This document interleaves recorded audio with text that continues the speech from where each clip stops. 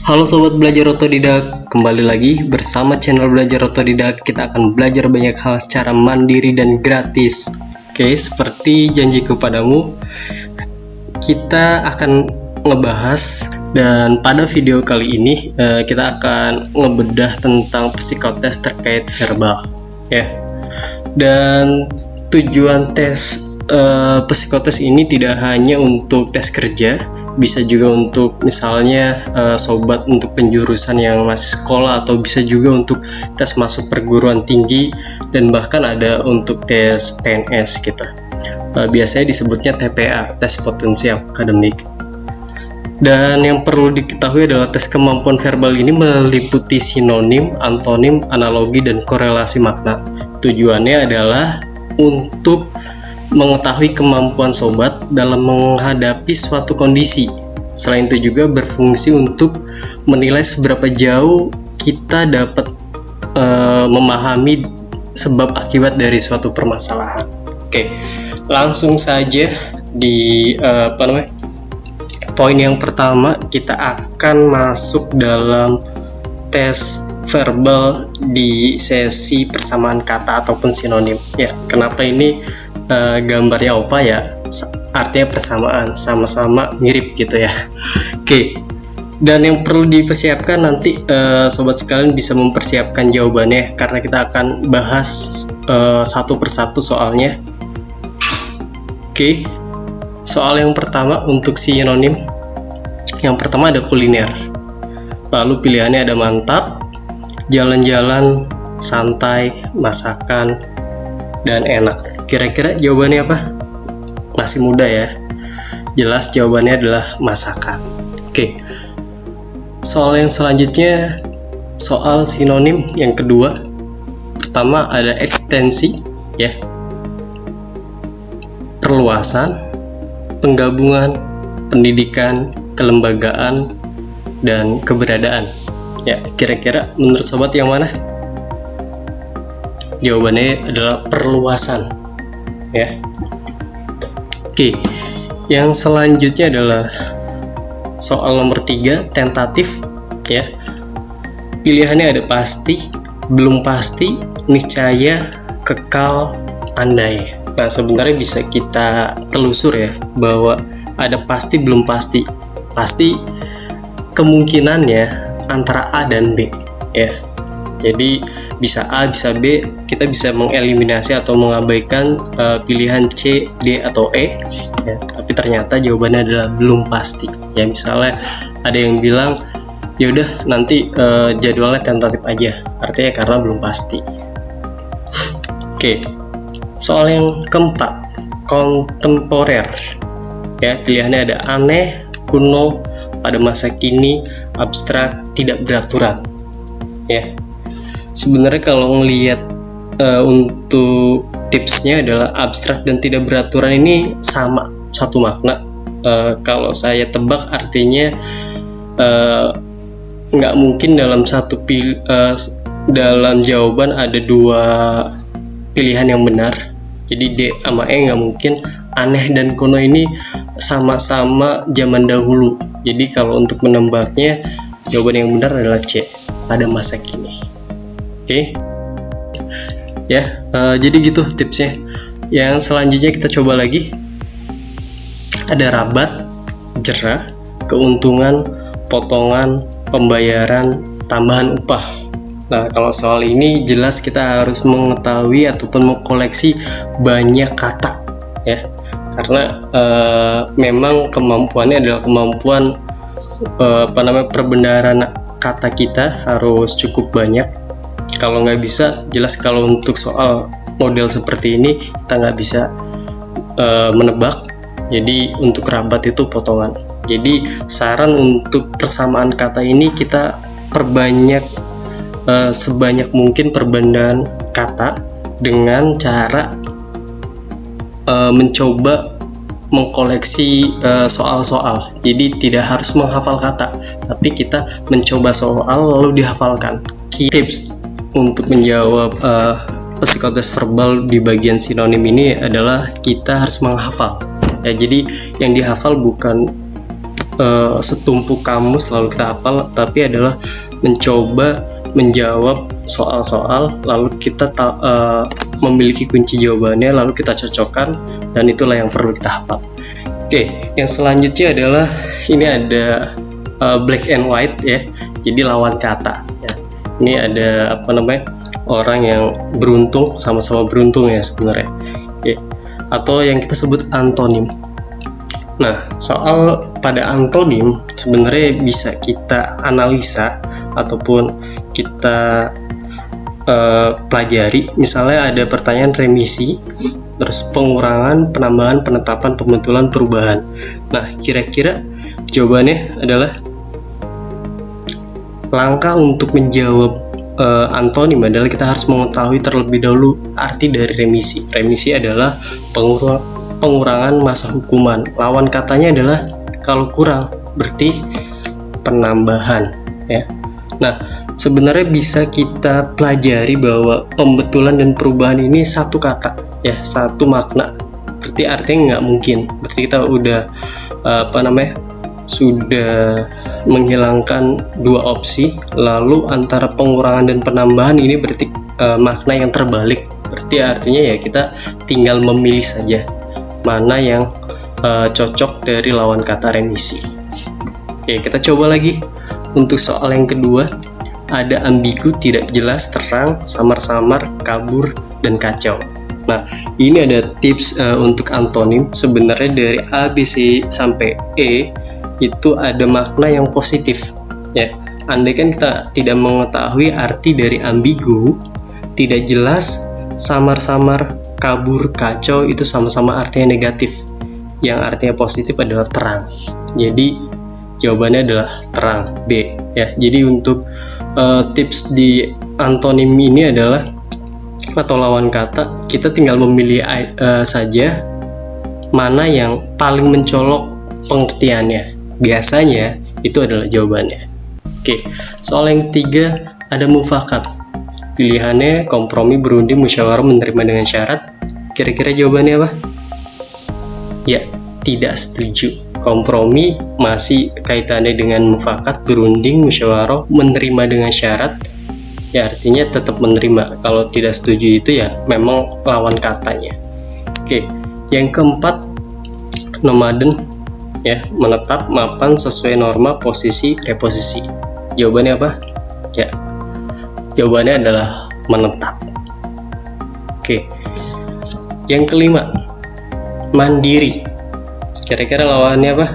Bukan BCA, bukan BRI ya. Oke, senang, bergantung, tenggang rasa, memihak, antipatik. Kira-kira pilihannya adalah ya, bergantung. Mandiri itu artinya tidak bergantung. Lawan katanya adalah bergantung ya. Jadi seperti itu untuk sesi yang kedua, yaitu untuk lawan kata ataupun antonim. Selanjutnya adalah hubungan kata atau analogi.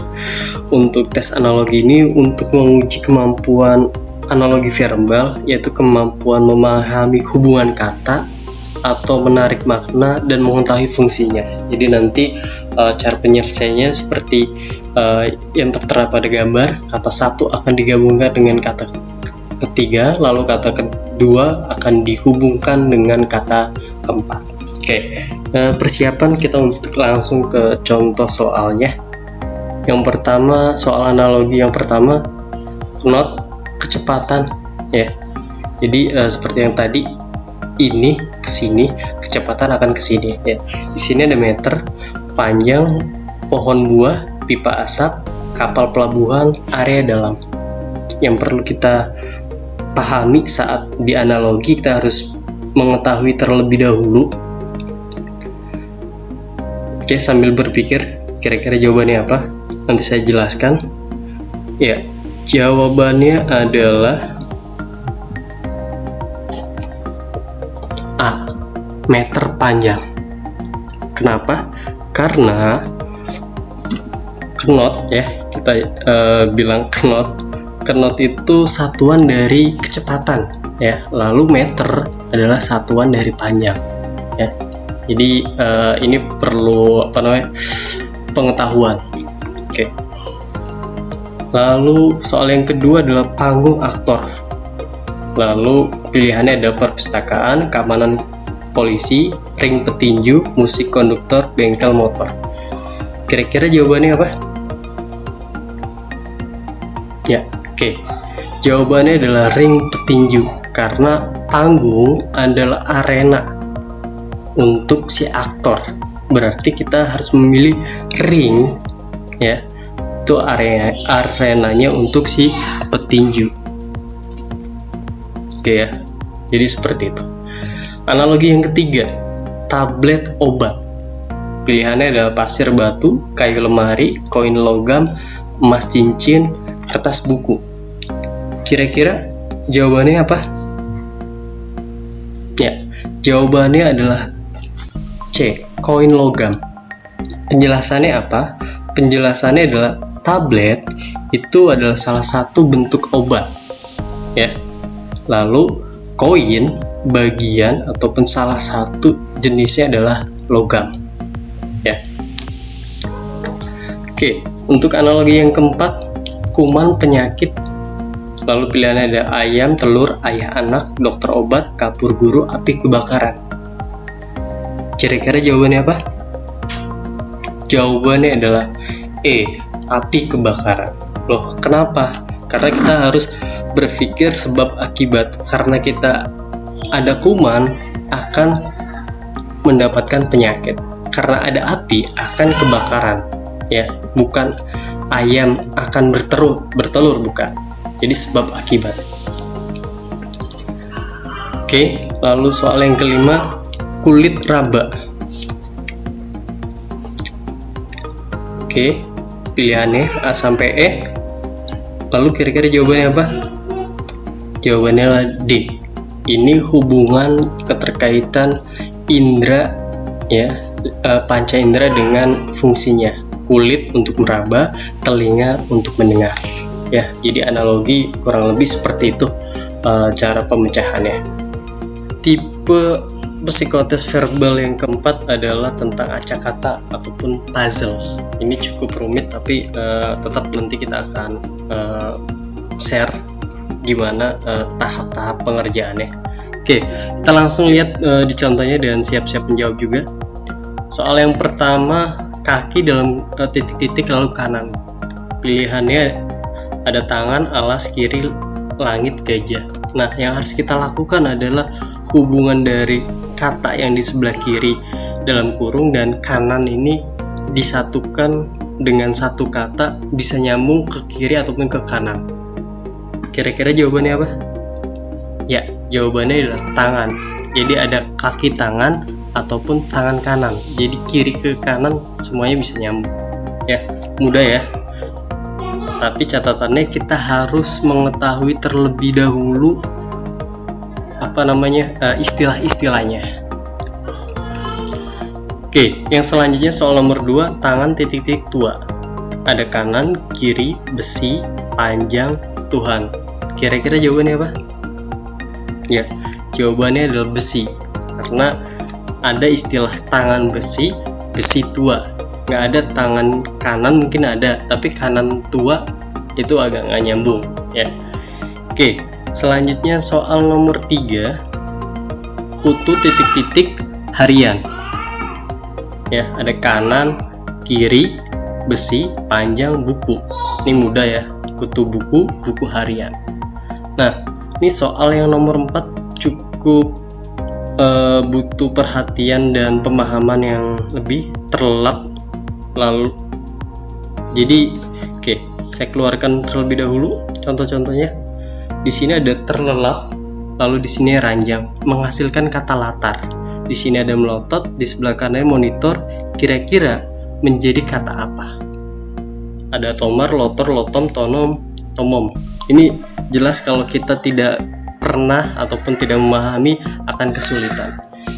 Jawabannya adalah tomom. Alasannya kenapa? Di sini saya coba jelaskan, ya.